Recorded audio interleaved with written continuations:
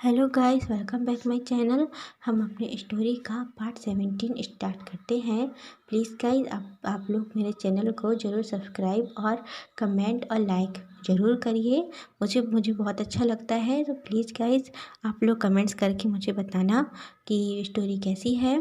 और अब हम अपनी स्टोरी का पार्ट 17 स्टार्ट करते हैं। हमने लास्ट पार्ट में देखा था कि वेंचो और वेंसू की काली सच्चाई दुनिया के सामने आ चुकी थी। अब हम आगे देखते हैं। विंग ने वांगजी को मैसेज कर अपने फ्रेंड के पास आता है और बोलता है कि गाइस छोड़ो ना, जो जो जैसा करेगा वैसा भरेगा, हमें क्या, हमें तो बस अपने बारे में सोचना चाहिए, दूसरों की टेंशन हमें नहीं लेनी चाहिए। ये सुनकर तीनों फ्रेंड हाँ में सर हिलाते हैं और चारों लोग एक साथ अपने क्लासरूम के साइड चले जाते हैं। फिर हमें एक सीन शिफ्ट होता है और हम देखते हैं एक बहुत बड़ा सा मेंशन है। वो मेंशन बहुत खूबसूरत था और वो बहुत बड़ा भी था। उस मेंशन के बाहर ना इतने सारे गार्ड थे कि काउंट तो किए ही नहीं जा सकते थे। बहुत सारे गार्ड लगे हुए थे और वो सारे गार्ड्स के पास में गन्स भी थी उनके पास में, और वहाँ लगे हुए थे। और फिर हमें रूम के अंदर का सीन दिखाते हैं। रूम के अंदर एक लग्जरियस रूम था। उस लग्जरी रूम में एक मिडिल एज का मैन बैठा था। उसके क्लोथ वगैरह देख करके कहा जा सकता था कि वो कितना ज़्यादा रिच है। वो बैठ कर के टीवी देख रहा था और टीवी में ना वेंचा और वेंसू की ही न्यूज़ चल रही थी, ब्रेकिंग न्यूज़ चल रही थी। ये सुन कर वो मैन इतना ज़्यादा परेशान हो गया और वो जो उसके हाथ में टीवी का रिमोट था वो तेज़ी से फेंक करके टीवी पे मारता है और बोलता है डिस्कस्टिंग, हर जगह बस यही न्यूज़ चल रही है। ऐसा बोल करके और भी जो उसके सामने टेबल पे जो टी कप वगैरह रखे थे ना, वो सब उठा करके फेंक देता है नीचे। इतना शोरगुल सुन करके उसके रूम के बाहर खड़ा उसका बॉडीगार्ड तुरंत रूम के अंदर आता है। उसका बॉडीगार्ड वैन चावली रूम के अंदर आकर के देखता है वैन चावली। उसने देखा और बोला, बॉस कोई प्रॉब्लम है? तो वैन रोहान ने चिल्लाते हुए कहा कि कहाँ है हंगुंजुन, कब पता चलेगा उसके बारे में? और वो ओमेगा जो उस रात क्लब में मेरे बेटे के साथ था, उसका क्या? अब तक कुछ पता चला तुम लोगों को? कहाँ, कितना समय हो गया है? हाँ, अभी तक मैंने इतने सारे लोगों को क्यों पाल कर रखा है? हर महीने जो तुम लोग सैलरी लेते हो उसका क्या? हाँ, एक काम तुम लोगों से नहीं होता। हंगुन जुन के बारे में तो मैं कम से कम 6 मंथ से पता कर रहा हूँ और उसका अभी तक नाम के अलावा मुझे कुछ भी पता नहीं चला, एक भी सुराग नहीं मिला कि आखिर वो है कौन। हाँ, जो कि मेरे इतने सारे बिजनेस उसने डूब चुके हैं। मेरे 30 या 36 जो मेरे जो बिजनेस थे, जो मैं वर्क कर रहा था, वो सब कुछ बंद हो चुका है। और अब किस देर का इंतज़ार है? आज तो मेरे बेटे भी बंद है। तुम लोग कब पता करोगी? जब मैं भी एक दिन सलाखों के पीछे होऊंगा तब। ये सुन करके वो जो गार्ड्स था वो अपना सर नीचे झुका लेता है और नीचे सर करके और वैन रोहान को बोलता है, बॉस को ग्रीट करता है और बोलता है, बॉस आप परेशान मत होइए, बहुत जल्द आपको सब कुछ पता चल जाएगा। हंगुन के बारे में हम पता कर रहे हैं, तो पता कर रहे हैं। मैं सुन कर के थक गया हूँ।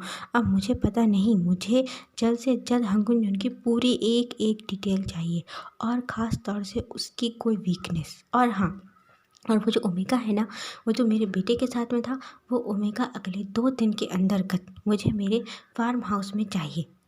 अंडरस्टैंड? नहीं, yes sir. Understood? Yes sir.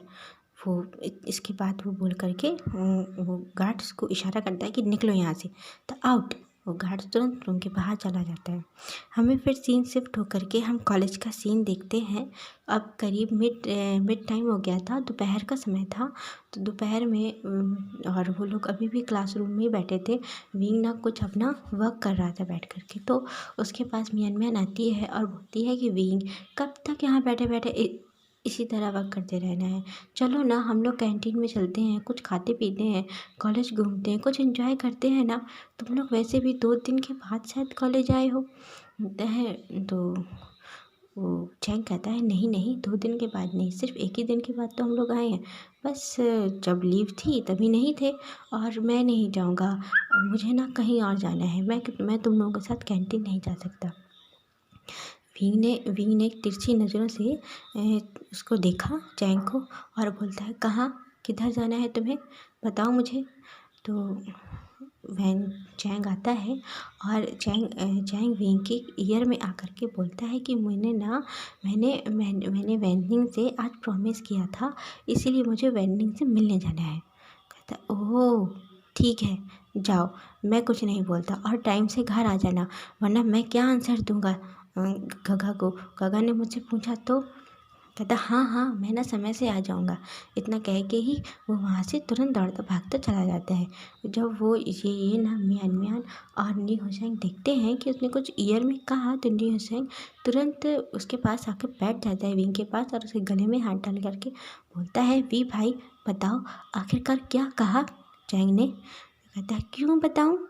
Wing बड़े टीस करते हुए बोलता है, क्यों बताऊँ मैं, वो मेरे और मेरे ब्रदर के बीच की बात है, तुम लोग बीच में मत पड़ो, चलो चलो हटो, दूर हटो मुझसे।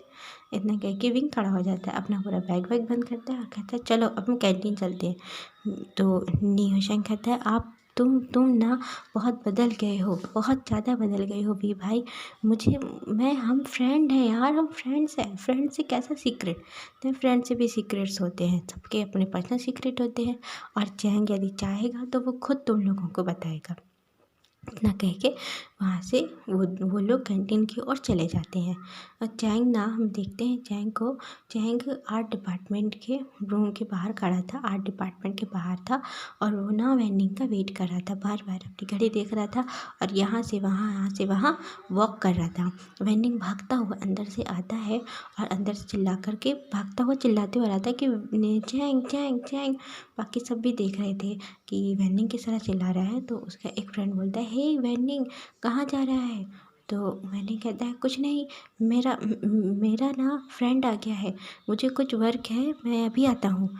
इतना कह के वेंडिंग चैंग के पास आता है। तो चैंग कहता है, वेंडिंग शांत शांत, सांस लो, मैं वेट कर लूँगा, तुम आराम से भी आ सकते थे, इस तरह दौड़ के आने की ज़रूरत नहीं थी, तुम्हें चोट लग जाती तो वेंडिंग हंसता है और बोलता है कि चैंग, तुम कितनी केयर करते हो मेरी, मैं बिल्कुल ठीक हूँ, मैं इतना भी ज़्यादा वीक नहीं हूँ जो कि मुझे चोट लग जाएगी। अब चलो हम चलते हैं। दोनों लोग एक दूसरे का हाथ पकड़ते हैं और वहाँ से निकल चले जाते हैं घूमने के लिए। चैंग कहता है, मैंने ना आज एक बहुत ही ब्यूटीफुल प्लेस देखा है, जहाँ पर हम अपनी डेट करेंगे। कहता है, हाँ। वेंडिंग कहता है, तुम्हें याद है कि हम लोगों की ये कौन सी डेट है, कितनी डेट है। कहता है, मुझे बहुत अच्छे से याद है, मैं कैसे भूल सकता हूँ, ये मेरी और तुम्हारी 5th डेट है ना। इसके बाद जैसे ही देखना वेंडिंग, मुझसे अब रहा नहीं जाता। जैसे ही मेरा कॉलेज हो जाएगा, मैं अपने पेरेंट्स से बोल करके तुमसे शादी करूँगा। वेंडिंग ये सुन के थोड़ा सा ब्लश करता है और बोलता है, चैंग, तुम हमेशा शादी की बात करते हो, अभी तो बहुत टाइम है, चलो हम चलते हैं, पहले डेट तो करें, डेट तो एंजॉय करें। कहता, हाँ हाँ, ना बोल के वो चैंग और वेंडिंग दोनों खुशी खुशी वहाँ से चले जाते हैं। यहाँ पर कैंटीन में मियानमैन, न्यू हुसैन और विंग तीनों लोग बैठे हुए थे, अपना फूड खा रहे थे, और विंग ना बार बार अपने फ़ोन की ओर देख रहा था, क्योंकि अभी तक वांग जी का ना कोई मैसेज आया था, और ना ही जो विंग ने वांग जी को मैसेज से सीन भेजा था ना, तो वांग जी ने सिर्फ सीन किया था और उसका कोई आंसर नहीं दिया। ये देख कर ना विंग थोड़ा सा अपसेट था कि वांग जी काका ने मुझे एक भी मैसेज नहीं किया, कम से कम एक मैसेज तो करना ही चाहिए था, उसका वेट कर रहा था। फिर ये देख कर न्यू हुसैन और म्यांमार देखते हैं कि विंग का ध्यान बिल्कुल भी खाने पे नहीं है और वो अपने फ़ोन को देख रहा है। तो म्यांमार बोलती है, विंग क्या बात है, तुम इस तरह बार बार अपने फ़ोन को क्यों देख रहे हो। तो कहता है, नो नो कुछ नहीं। बड़ी फीकी सी स्माइल देता है, कहता कुछ नहीं, बस ऐसे ही वो चैंग चला गया ना, तो थोड़ा उसी के बारे में सोच रहा था। तो न्यू हुसैन कहता है, हाँ तू ना चैंग को छोड़, और तू ये बता कि तू जो सर को पसंद कर रहा था, वांगजी सर को, उसका क्या हुआ, कुछ बात आगे बढ़ी। मुझे तो तुम लोगों ने बताया था ना कि तुम लोग लैंड हाउस में भी जा कर के रहने लगे हो। तो कहता है हाँ लैंड हाउस में रहने लगे हैं। और फिर कल वाली बातों से याद आती है कि किस तरह वांगजी गगा ने उसे प्रपोज किया था, नाइट में किस किया था। तो उसके फेस में सोचते ही ऑटोमेटिक सा ना एक प्लस आ जाता है। तो विंग स्माइल करता है, बड़ी क्यूट सी प्यारी सी स्माइल करके अपना सर नीचे झुका लेता है और अपना खाना खाने लगता है। कहता है हाँ बात तो आगे बढ़ी है। तो लियो सेंग कहता है क्या क्या, कुछ सुनाई नहीं दे रहा, थोड़ा क्लियर बोलना। तो कहता है तुम दोनों तो मेरे फ्रेंड हो ना यार, किसी से मत बताना। मुझे ना मुझे इतनी खुशी हो रही है कि मैं बोल भी नहीं पा रहा हूँ। वांगजी सर ने सर बोलूँ कि गगा बोलूँ, एक्चुअली वांगजी गगा ने ना हम मुझे खुद प्रपोज किया और उन्होंने कहा कि वो मुझसे प्यार करते हैं। इतना बोल के विंग बहुत ज़्यादा ब्लश करने लगता है और अपनी बड़ी बड़ी आइज़ से, शाइनिंग आइज़ से अपने दोनों फ्रेंड्स की ओर देखने लगता है। ये सुनकर नी हुसैन तो बहुत ज़्यादा खुश हो गया। कहता है वाह, तूने बाजी मार ली वांगजी सर को, तूने इम्प्रेस कर ही लिया। वी वी भाई, मुझे पहले से ही पूरा यकीन था विंग, तो तुझी में ये दम है, तू ना 100% कर लेगा। क्योंकि ये है मेरे, तू इतना हैंडसम है, इतना चार्मिंग है, इतना क्यूट है, क्यों नहीं तुझे कोई भी पसंद करेगा। इतना वो बहुत कुछ तारीफ़ करता है विंग की। विंग कहता हाँ हाँ आप शांत हो जाओ। पर मियान के तो जैसे फेस की ना हवाइयाँ ही उड़ गई थी, उसके पैरों तले ज़मीन ही खिसक गई। कहाँ वो विंग को प्रपोज करने के बारे में सोच रही थी, वैलेंटाइन डे का वेट कर रही थी। बट यहाँ विंग और सर, ये सुनकर मियान अंदर ही अंदर ना बहुत दुखी होती है। वो विंग को बहुत ज़्यादा पसंद करती थी, पर वो ये जाहिर नहीं होने देती और मेरे फेस पे स्माइल ही रखती है अपने फेस पे और बोलती है wing congratulation, very very congratulation, मैं तुम्हारे लिए बहुत खुश हूँ। आखिरकार तुम्हें तुम्हारा प्यार मिल गया, जिसे तुम पसंद करते थे वो तुम्हें पसंद करता है। मुझे बहुत बहुत ज़्यादा खुशी हो रही है। Congratulation wing. विंग कहता है थैंक यू मियान। और देखना तुम ना एक दिन मैं चाहता हूँ कि तुम दोनों को भी अपना अपना प्यार मिले। जब अपना लव खुद हमें आकर के बोले कि वो हमें पसंद करते हैं तो कितनी खुशी होती है ना, ये मैं बयां भी नहीं कर सकता। मैं बहुत ज़्यादा खुश हूँ, बहुत ज़्यादा। मियान कहती है हाँ मुझे ना एक इम्पॉर्टेंट काम याद आ गया है, मैं अभी आती हूँ। तो कहाँ, तब मैं बस आती हूँ, वॉशरूम से होकर आती हूँ। मियान तुरंत वहाँ से चली जाती है और नी होशंग और विंग फिर से दोनों हंस हंस के खूब बातें करने लगते हैं, बहुत खुश होते हैं। मियान वॉशरूम में जा कर के अपने बाथरूम का गेट लॉक करके बहुत रोती है। उसको रोना ही आ गया क्योंकि वो विंग को बहुत ज़्यादा पसंद करती थी। वो रोती है थोड़ा देर तक और इसके बाद फिर अपना फेस वाटर से वॉश करती है। इसके बाद अपने मन में कहती है, अपने मिरर में देखकर बोलती है कोई बात नहीं, मुझे मेरा प्यार नहीं मिला तो क्या हुआ, पर विंग को उसका प्यार तो मिला ना। मैं विंग के लिए बहुत ज़्यादा खुश हूँ। इतना कह के वो खुश की स्माइल अपने फेस में लाने की कोशिश करती है और फिर वहाँ से बाहर आती है। तब तक ना यहाँ नी होशंग और विंग का खाना हो गया था।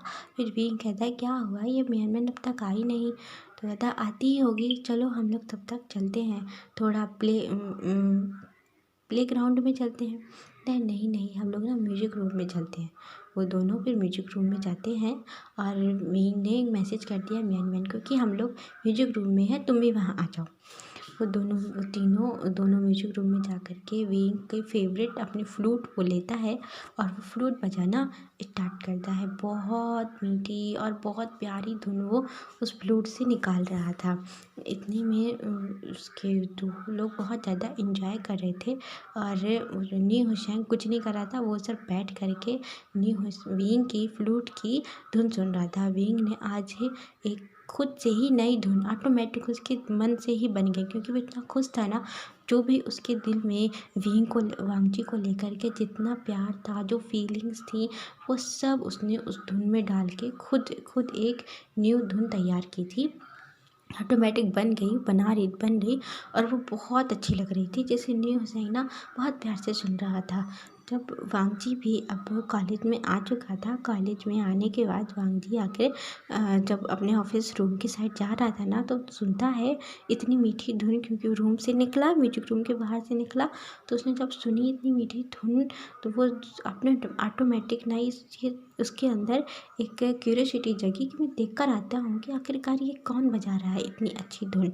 ये जब जाता है और धीरे से म्यूजिक रूम का गेट खोलता है थोड़ा सा ही, और साइड से खोल के देखता है ओपन करके। जब देखता है तो वहाँ पे ना वीन वो धुन बजा रहा था, और वीन उस फ्लूट को बजाते हुए इतना ब्यूटीफुल लग रहा था कि वांगजी की निगाहें बस वीन पर ही टिक गईं, और वो वीन को ही देखे जा रहा था खड़े होकर के। वहाँ खड़े हुए उसे उस धुन को सुनते हुए कितना टाइम हो गया खुद वांगजी को भी नहीं पता चला।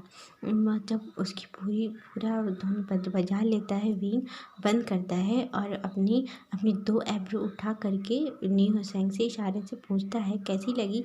तो न्यू हुसैन इतना क्लैपिंग करके बोलता है, अमेजिंग अमेजिंग अमेजिंग म्यूजिक था, आपने बहुत बहुत अच्छा म्यूजिक बजाया है वी भाई, मुझे बहुत अच्छी लगी ये धुन आपकी। अभी आपने कब बनाई, बहुत सोच के बनाई होगी ना। तो जब फिर पूरा डोर ओपन करके वांगजी खुद रूम के अंदर आके आता है, तो जब डोर खुलता है तो विंग और न्यू हुसैन दोनों की ही नज़र जाती है उसके ऊपर। तो विंग दौड़ के वांगजी के पास आता है और बोलता है, गगा आप आ गए, आप कब आए। वांगजी कहता है, मैं बस अभी आया, मैंने तुम्हारी धुन सुनी विंग, बहुत सुंदर है, बहुत ही ज़्यादा सुंदर, तुमने खुद बनाई है। तो वो कहता है, नहीं, ये ऑटोमेटिक खुद ब खुद क्रिएट हो गई, मैं तो बस यहाँ म्यूजिक सुनने आया था।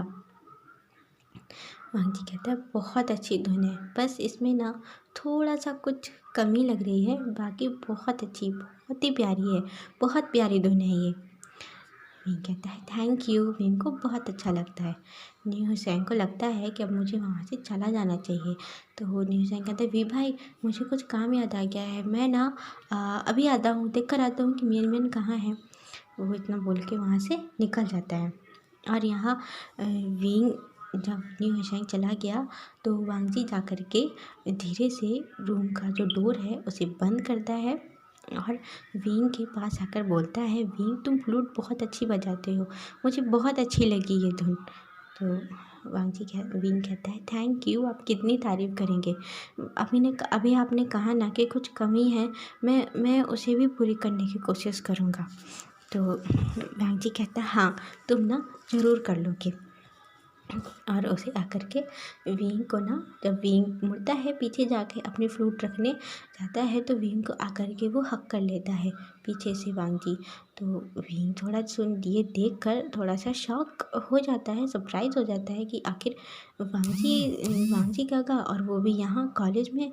तो विंग कहता है, काका धीरे से, काका ये कॉलेज है। हाँ मैं जानता हूँ। पर नाजी थोड़ा परेशान लग रहा था, इसलिए ना विंग को चुपचाप हग करके बस उसे खड़ा हुआ था। तो विंग छटपटा छुड़वाने की कोशिश करता है कि मैं सामने से, तो वांगजी कहता है, नहीं बस ऐसे ही खड़े रहो तुम शांति से। तो विंग थोड़ी देर शांति से खड़ा होता है और वांगजी को हक करने देता है। वांगजी उसे हक करके फिर विंग को अपनी साइड घुमाता है और बोलता है कि विंग अपना ख्याल रखना, तुम्हें पता है ना कि यहाँ क्या चल रहा है। कहता है, मैं समझा नहीं काका। तो वांगजी कहता है, वो जो वैन रोहान और वो जो वैन चाओ और वैनसू की न्यूज वायरल हो रही है, वो तुमने देखी है ना। तो हाँ मैंने देखी है, और मैंने आपको मैसेज भी तो सेंड किया था, ये आपने ही किया है ना। तो है उसके लिप में तुरंत फिंगर रख देता है वांगजी और कहता है, चुप, यहाँ कुछ नहीं, ओके, यहाँ किसी को मेरे बारे में कुछ भी नहीं पता। उसे इशारे से कहता है, हाँ तो हाँ ओके, मैं कुछ नहीं बोलूँगा। कहता है, अब तुम जाओ अपनी क्लास में, इसके बाद हम घर चलेंगे। कहता है, घर नहीं, मुझे घूमने जाना है, तो आप मुझे घुमाने लेकर चलेंगे। तो वांगजी स्माइल करता है, कहता, हाँ ठीक है, मैं तुम्हें घुमाने लेकर चलूँगा। कहाँ जाना है तुम्हें। तो वो मैं सोच कर बताऊँगा, मैं जहाँ कहूँ आप बस अपनी अपनी कार को वहाँ घुमा कर ले चलना। तो हाँ ठीक है। इतना कह के विंग क्लासरूम में चला जाता है। और वांगजी फिर अपने मन में सोच रहा था कि आज मीटिंग में जो उसके सर हैं, उसके सर का नाम है नी मिंगजे, उसके सर हैं नी मिंगे ने बताया था कि वैन रोहन कितना खतरनाक है, और हो ना हो इस समय वो अब अपने बेटों को बचाने के लिए कुछ भी करेगा, और वो जो ओमेगा है उस ओमेगा को वो परेशान कर सकता है, क्योंकि वो उस लास्ट टाइम वो ओमेगा ही उन दोनों बेटों के साथ में था, और उस ओमेगा को बचाते हुए ही तुम लोगों ने उन्हें उन्हें पकड़ा था। उन वेंचाओ और वेंचू को तुम लोगों ने वहाँ से पकड़ा था। ये कह के ये सोचते हुए ना वांगजी थोड़ा परेशान हो जाता है, क्योंकि वो विंग को बिल्कुल भी परेशान नहीं करना चाहता। विंग के ऊपर ज़रा भी खतरा वो बर्दाश्त नहीं कर सकता।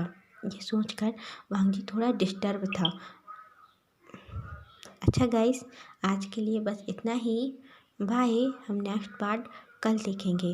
Okay, bye and take care.